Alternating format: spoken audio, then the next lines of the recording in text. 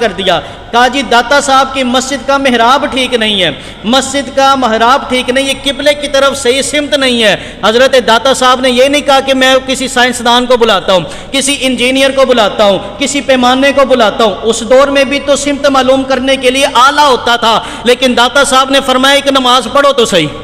ایک نماز پڑھو تو صحیح، ایک نماز پڑھو تو صحیح۔ جناب والا جتنے منکرین تھے سب نماز پڑھنے کے لیے مسجد میں آ رہے ہیں۔ اب ہر کوئی سوچ رہا تھا کہ سلام پھیریں گے نا میں یہ دلیل پیش کروں گا کہ او مسجد محراب دیکھو تو اپنی مسجد محراب دیکھو، کوئی یہ سوچ رہا تھا بھائی میں یہ دلیل پیش کروں گا، کوئی یہ سوچ رہا تھا میں داتا صاحب پہ یہ اعتراض کروں گا، لیکن یہاں پہ ایک مکبر نے اللہ اکبر کہی، پھر ایک داتا صاحب نے اللہ اکبر کہی۔ جیسے تکبیر تحریمہ کے لیے ہاتھ اٹھائے جاتے ہیں، زمانے نے دیکھا کہ داتا صاحب کے سامنے مسجد کی دیواریں نظر نہیں آتی تھی بلکہ سامنے بیت اللہ کی دیواریں نظر آتی تھی،